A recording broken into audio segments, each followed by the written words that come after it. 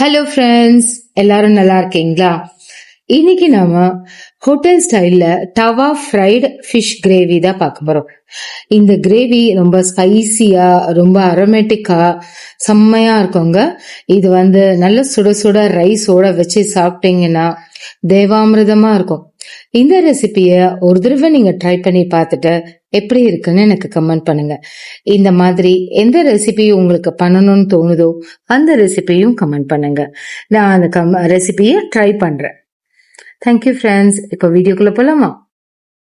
அடுப்புல ஒரு டவா வச்சுட்டு அதுல ஒரு 5 ஸ்பூன் எண்ணெய் ஆட் பண்ணிக்கோங்க. நான் இங்க கிழங்கா மீன் தான் எடுத்திருக்கேங்க. இந்த மீன் நேற்று நைட்டே வாங்கினால அதை கிளீன் பண்ணி மஞ்சத்தூளும் மிளகாத்தூளும் உப்பும் போட்டு ஆல்ரெடி மசாலா போட்டு மிக்ஸ் பண்ணி வச்சிருந்தேன். அந்த மீனை இப்போ எண்ணெய் சூடான உடனே எண்ணெயில ஒன்னா நான் ஆட் பண்ணிக்கிறேன். நீங்க என்ன மீன் வேணா எடுத்துக்கலாங்க.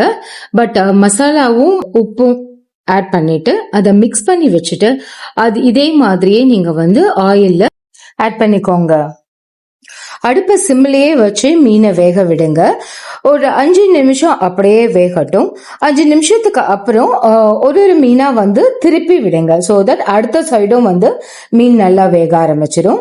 ஸோ இந்த மீன் ஒரு சைடு வெந்துட்டு இருக்கும்போது நம்ம அரைக்க வேண்டிய ஐட்டம்ஸை ரெடி பண்ணிடலாம்.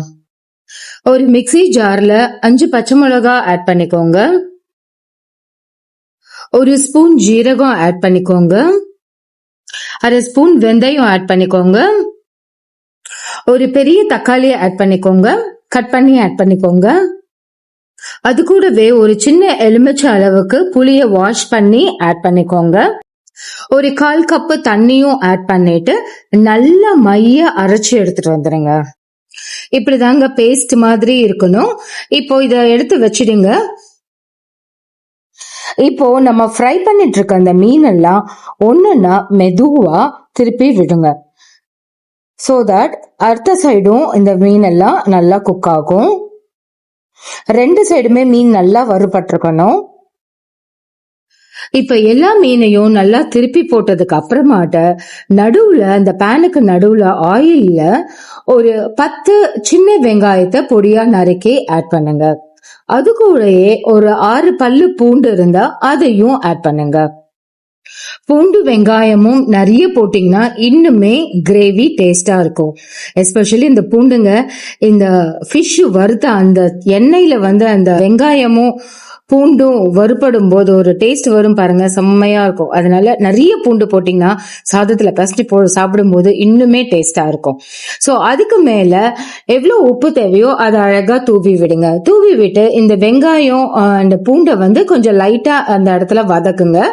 அந்த சால்ட்டுமே கொஞ்சம் நல்லா தேய்ச்சி விடுங்க எல்லா மீன் மேலையும்.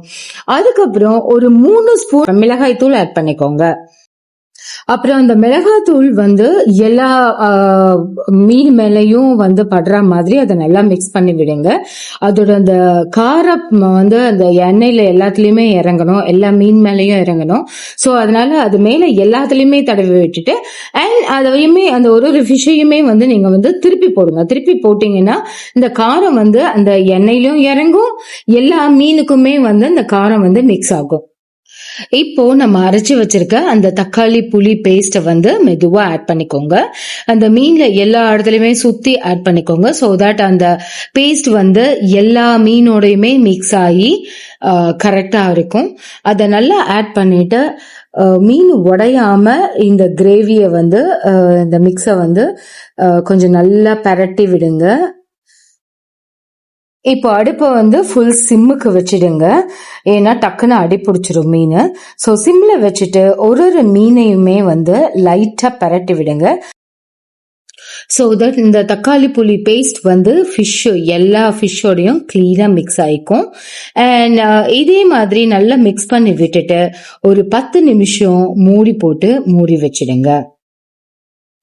ஒரு 10 நிமிஷத்துக்கு அப்புறம் எடுத்தீங்கன்னா அருமையான தவா ஃப்ரைடு ஃபிஷ் கிரேவி ரெடிங்க. இது நீங்க சுட சுட சாப்பாடோட 2 துண்டு மீன் வச்சு, அந்த 4 பல்லு பூண்டும் எடுத்து வச்சு, அப்படியே ஒரு ஸ்பூன் அந்த கிரேவியை எடுத்து வச்சு பசஞ்சு சுட சுட சாப்பிட்டீங்கன்னா, அப்படியே அந்த மீன் பிக்கிள் இருக்கு இல்லையா, மீன் ஊறுகாய் மாதிரியும் இருக்கும்.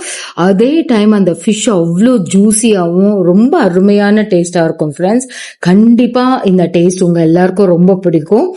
இந்த ரெசிபியை ட்ரை பண்ணிட்டு உங்க வீட்டில் இருக்கிறவங்க எல்லாம் என்ன சொன்னாங்க அப்படின்னு எனக்கு கமெண்ட்ல சொல்லுங்க. இந்த ரெசிபி பிடிச்சிருந்ததுன்னா தயவு செஞ்சு என்னோட சேனலுக்கு சப்ஸ்கிரைப் பண்ணுங்க. அப்பதான் நான் போடுற வீடியோஸ் உடனுக்குடனே உங்களுக்கு சேரும். Thank you friends. இன்னொரு நல்ல ரெசிபியோட உங்களை மீண்டும் சந்திக்கிறேன். பாய்.